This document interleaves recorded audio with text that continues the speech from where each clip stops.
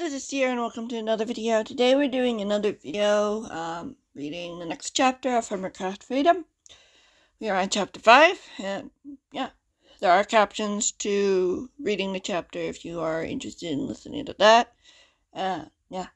Apologies if you hear any sniffling. The weather is changing and the temperature is changing, so my nose is starting to notice. So, yeah. Getting a little congested. That's normal around this time of year. It's just part of what I have. But just to let you know ahead of time, I don't have a cold. Yet. Grian was standing in the middle of a forest. Tall, spruce trees stretched high into the pitch-black sky. A thick fog pressed in all around him. As Grian looked around, frantically, where was he? What was happening? Where were his friends? Hello? The sound of his voice echoed through the forest. He could barely see what was ahead of him. Can anybody hear me? His only response was silence. Grian took a cautious step forward. Wherever he was, he had to be careful. This felt too familiar to when he and Jem had followed Impulse into Scar's nightmare. Grian shuddered. Was Gerald here? He looked over his shoulder. Didn't see a billowing cloak in the shadows. That didn't mean much when their enemy was a ghost. That's vibes. Scar? Impulse? Grian called louder, daring his voice to echo through the forest. Something about this place didn't feel right. This place was too quiet. Suddenly, Grian jumped at the sound of a twig snapping in two. It sounded like a gas blaster, but here there was no light illuminating the forest. Only darkness, thick, dense, heavy darkness. Who's there? Grian demanded, hoping his voice didn't reveal how scared he was. He put his hand into his pocket, where his gas blaster would be. He reached deeper and frowned. It was empty. He put his hand in his another pocket, finding that it too was empty. He was completely defenseless against anything and everything out here. A chill ran down his spine as a second twig snapped, followed by another and another. Something big was lumbering through the forest, growing louder and louder the closer it got. Grian tensed as a dark shadow appeared in the distance, knocking down anything and everything in its way. Its eye glowed a brilliant red as Grian choked back a scream. It couldn't be. Not again! Grian whirled around and began sprinting through the trees, dodging around to low branches and jumping over loose roots and fallen trees. The thing behind him was charging on, tearing through the forest after him. No! This couldn't be happening! Grian screamed as a beam of light shot over his head, catching a tree ablaze in front of him. Grian turned away from the burning tree, yelping as another beam of red shot past him. Help! Grian pressed forward, his heart hammering so hard. Surely it would rip right through his chest. Someone help me! A chuckle filled the forest around him as the Eliminator drew closer. Grian looked over his shoulder, gasping in horror. The Eliminator was almost close enough to grab him. Please! Grian cried again, yelping again when he felt something cold wrap around him, pinning his arms in place as he squirmed, trying to free himself.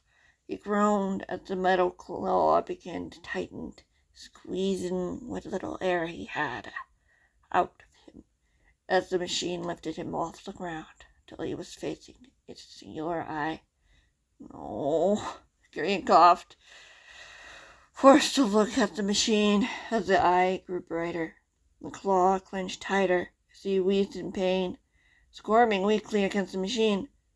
Help! No one can help you here. A chilling voice filled his mind. Gerald's voice. Before he could respond, the machine fired its laser, and it struck him directly in the chest. Pain tore through him as the light turned a sickly green. The world began to fade into dark shadow. Grian tried to fight the pain. Fight, yes. Grian! A voice cried. It sounded distant and far away. As Grian began to close his eyes, feeling all his strength being stripped from him and into the machine, suddenly a brilliant light burst as the grip on him instantly released. He fell hard on the ground with a groan, trembling with pain. Stay away from him! Grian tried to lift his head, wanting to see what was happening. He was too weak. Everything hurt so much. He heard something heavy hit the forest floor as everything went quiet once more. Are you okay? Footsteps grew louder as a figure knelt beside him. Lifting his head up, Grian blinked, unsure of what he was seeing. What he was seeing was real. Jem? Grian croaked, coughing as he struggled to catch. Not present tense. Past tense. Thank you. Thank you, spell check. Struggled to catch his breath. The young hermit smiled. Hey, G. How did you? Grian coughed again, gasping in pain. I heard you, Jem said. Well, I heard that thing was tearing through the forest. I assumed I must have been chasing someone. Grian smiled weakly. Saved my life. You dreamy. Jem helped him sit up. Grian groaned. Grian pressed himself to her. Against her. Against her would probably be the best word here. I went through this. Apparently I still messed up. Alright. Weird. I would have woken up if you hadn't saved me, Grian pointed out. That was my plan, to stop Gerald from tormenting us, she replied simply. Pearl's making sure the Eliminator won't wake up again, but this is the dream world. Anything can happen. Yeah, Grian wheezed, spotting Pearl tossing a chunk of the machine into the trees. Who else have you found? Just you, Jem said softly. I found Pearl before we went to bed and suggested we try one of the exercises. It worked? I'm here, aren't I? Pearl teased, turning from the pile of junk, hands on her hips. Her teal eyes shone bright. So, who's next on the list? Beat-up's our impulse, Jem replied. He's only going after hermits, using the link to gain access. If we get Impulse and Scar, we'll stop it from branching to others outside the base. We need to get going, then, Grian insisted, attempting to get up, nearly falling back onto the ground. Jem steadied him just in time, helping him to his feet. You sure you're up for this? Jem frowned. We held fast here, Grian reported, looking down at his feet. I'm okay. Let me know when I can let you go. Jem nodded. Grian didn't object as the three of them began trekking through the forest. The silence was near deafening. Shadows grew.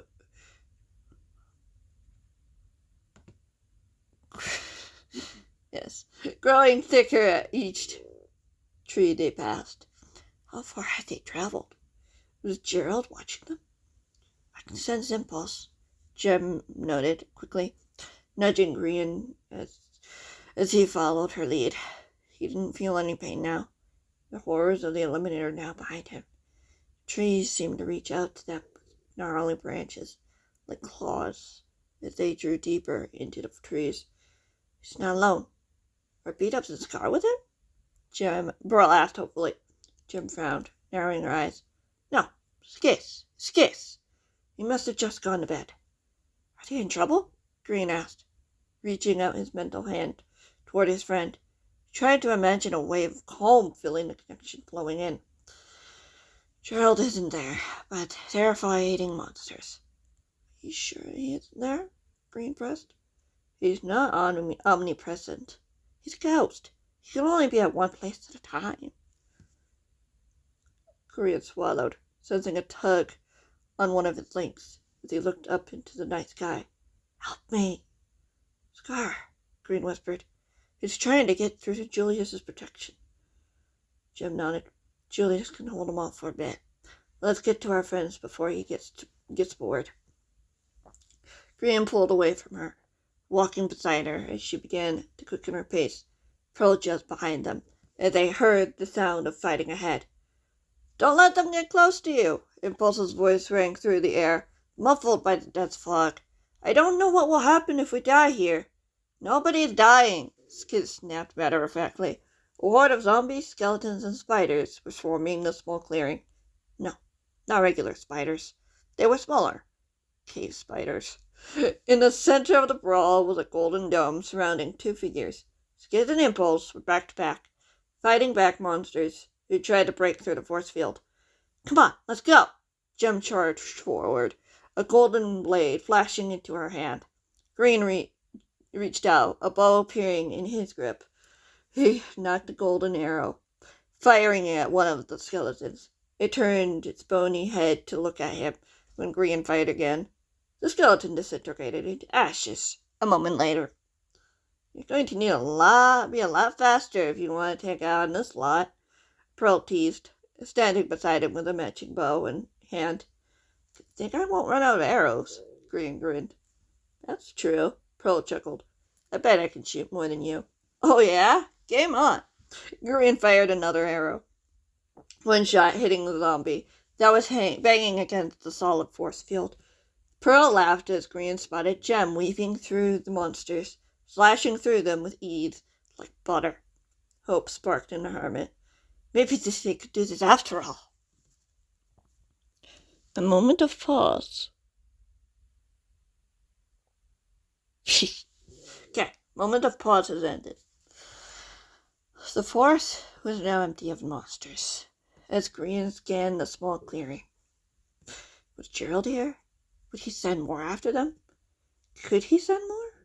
What exactly was this man capable of here? Grian shook the question away, spotting Jem standing outside the glowing force field. Yes, you can let the force field down, Impulse gasped breathlessly, his body still shaking from the adrenaline of the fight. Are you sure? There could be more out there, Skid asked, scanning the forest cautiously. I think we're good, guys, Jem said brightly, twirling her sword effortlessly through the air, catching it by the hilt. Skid let out an exhausted sigh as the force field disintegrated. Skid stumbled, his best friend grabbing him by the arm so he wouldn't fall. That was more intense than I thought. No kidding, Impulse chuckled, shaking his head. He looked up at his fellow hermits. Couldn't come any sooner. We came as fast as we could, Jem said simply, beaming. How did you know we were coming? Grian rose an eyebrow. Julius gave me a heads up, Skid grinned, so I looked for a dibble-dop when I got here. I'm glad, Impulse admitted. I don't know what I would have done without you. Skid nudged him playfully. That's what I'm here for. We still need to find beat-ups and Scar, Grian pointed out. Gerald still has his attention on Scar, but I don't want to push it. He just doesn't learn, does he? Impulse sighed. None of them do, Jem said sourly. But she's right. We need to find beat-ups before Gerald does. Impulse nodded, closing his eyes, his brows furrowed in concentration. After a few moments, he reopened his eyes and pointed. Somewhere in this direction. Let's go! Pearl cheered, charging forward. Grian and the others followed just behind her, as the forest around them seemed to speed by. As they ran, the fog around them seemed to shift, and the trees around them grew shorter, lighter. Grian blinked again as he slowed to a brisk. You don't want to know what that original word was. Jock. Is it me, or is everything getting grayer? No, it's not just you, Impulse noted, with a frown. Beat-ups is afraid to look away. Something bad will happen if he does. Maybe an Enderman? Skid guessed. I know they don't like being stared at. No. Impulse slowed to a walk as the group trekked on the on stiff gray moss. Hints of eerie orange light emitted from the flowers, blossoming in the pale grass. Where were they? Beat-ups? Beat-ups, can you hear me? His voice faded into the dense forest. Grian tensed up. Tensed as something tickled the hairs on the back of his head. Back of his neck, more lucky. But, okay. You say that. Back of his neck. I feel like we're being watched, you guys, too. Impulse whirled around, pulling out a glowing golden blade. Skittish, Gem, and Pearl all did the same. Who's there? Show yourself! Grian shuddered as the branches creaked and groaned. Something about this didn't seem right. Oops, I'm supposed to spawn in this dimension, right? They aren't, Impulse said, but his shaky voice betrayed his unease. I thought they weren't supposed to. Great. We're being watched, and potentially followed, Grian mumbled. You sure Beat-ups is here? I'm sure, Impulse stated, staring off into the darkness before heading deeper into the trees. Grian followed reluctantly, not sure what else he was supposed to do. He didn't want to be out here on his own, especially if Gerald was out and about. Suddenly, the group heard a loud crash in the distance, followed by a faint scream. Impulse broke into a run, Skiz at his heels. Grian chased after them, hearing the familiar sound of a laser fairy.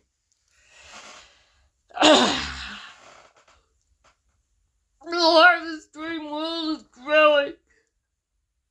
Yeah, I have no idea. Yeah, nothing always makes sense in the dreams, you know?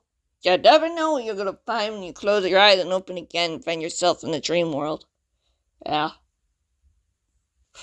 Yeah, it is what it is.